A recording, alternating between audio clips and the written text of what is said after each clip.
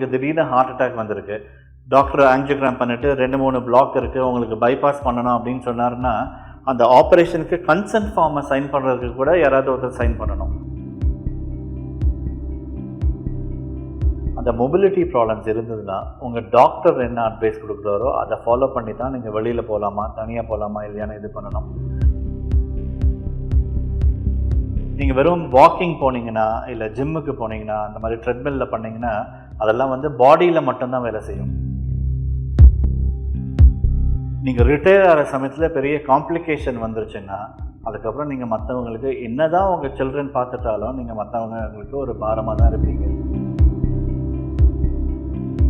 எப்படி உங்கள் பாலிசி கவரை ரிஜெக்ட் பண்ணலான்னு பார்த்துட்டே இருப்பாங்களே தவிர ஆட்டோமேட்டிக்காக கொடுக்கவே மாட்டாங்க.